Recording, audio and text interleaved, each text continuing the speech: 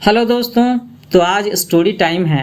Story time में एक और कहानी सुनाते हैं। इस कहानी का नाम है ऊंट और सियार। अक्सर जानवरों की कहानी बच्चों को भी अच्छी लगती है, तो बच्चे भी ये कहानी सुन सकते हैं, बड़े भी सुन सकते हैं। कहानी है ऊंट और सियार की।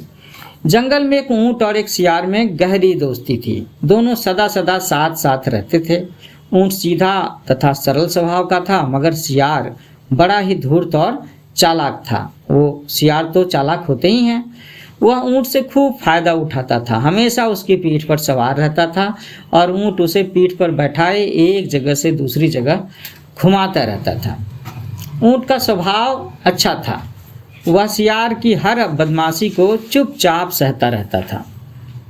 एक दिन सियार ने ऊंट से कहा कि नदी के उस पार एक किसान का हरा भरा खेत है, हरी भरी फसल लगी हुई है। चलो हम दोनों चलते हैं और वहीं भर पेट हरी हरी फसलों का स्वाद लेंगे। ऊंट भोला भाला था, वह सियार की बात मान गया। नदी में पानी भरा हुआ था। ऊंट ने सियार को अपनी पीठ पर लाद लिया और दोनों उस पार पहुंच गए। दोनों खेत में घुस गए और फसलों को खाने लगे। सियार का पेट छोटा था, इसलिए वह थोड़ी देर में उसका पेट भर गया और सियार अघा करके डकारने लगा। अघारने का मतलब है पेट भर जाना। ऊंट का पेट बड़ा था, उसकी भूख अभी नहीं मिटी थी, वह खा रहा था। इसी बीच में सियार को बदमाशी सूझी। वह जोर जोर से हुआ हुआ करने लगा।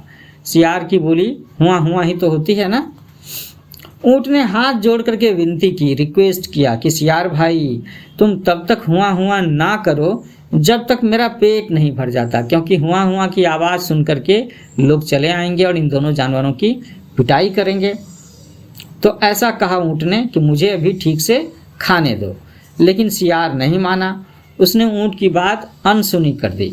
वह और भी जोर से हुआ हुआ करने लगा और कहा कि ऐसा करना तो मेरी आदत है। खाने के बाद मैं झकझकी गाता हूँ और मैं इसे रोक नहीं सकता हूँ। तो सियार की आवाज़ में जो हुआ की आवाज़ है, सियार कह रहा था कि ये उसकी झकझकी है जो वो खाना खाने के बाद में गाया करता है। सियार की आवाज़ सुनकर के खेत के मालिक किसान ने अंदाज़ा लगा लिया कि आवाज़ उसी के खेत से आ रही है। किसान एक मोटा सा सोंटा का मतलब होता है डंडा, लेकर के खेत पर पहुंच गया। किसान को देखते ही सियार कहीं छिप गया। ऊंट बड़ा था, वो खाने में मशगूल था, उसे पता ही न चला कि किसान आ गया है। किसान ने ऊंट को देखा और ताबड़तोड़ उसे सोंटा से, उस डंडे से पीटने लगा। ऊंट बुरी तरह से पिटाई खा रहा था। किसी तरह किसान के खेत से गिरता उठता ऊंट वहां से भागा।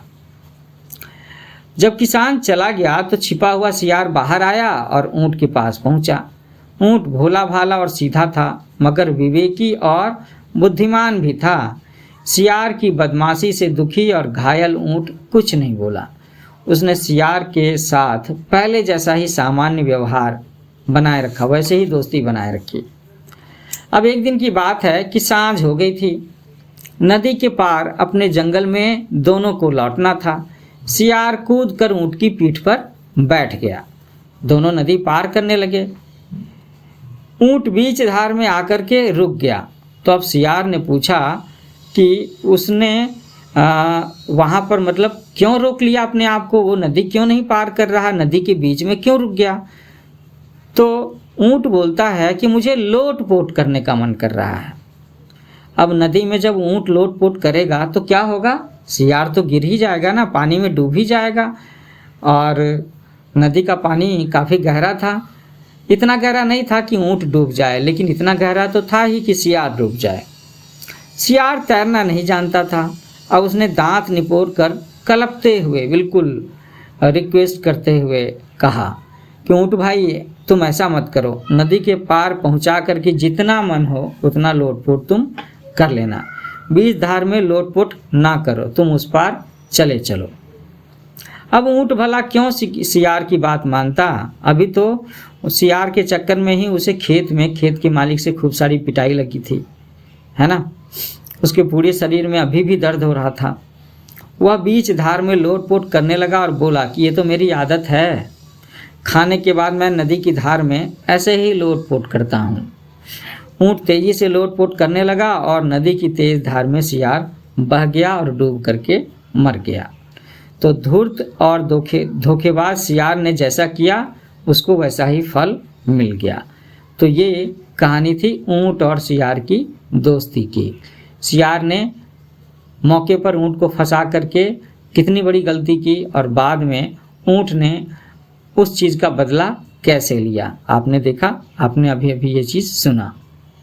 तो ऐसी थी ऊँट और सियार की दोस्ती, जिसमें सियार ने पहले तो ऊँट को धोखे से फंसाया, है ना, उसको पिटाई खिलवाया, तो बाद में ऊँट ने भी इस चीज़ का अच्छे से बदला निकाला। तो उम्मीद है आप सबको ये कहानी अच्छी लग रही होगी। इसी तरह की और भी दिलचस्प कहानियाँ आप सुन सकते हैं मेरे इस चैनल के प्लेलिस्ट स्टोरी टाइम में। So thank you for listening. मिलते हैं एक नई स्टोरी को लेकर के।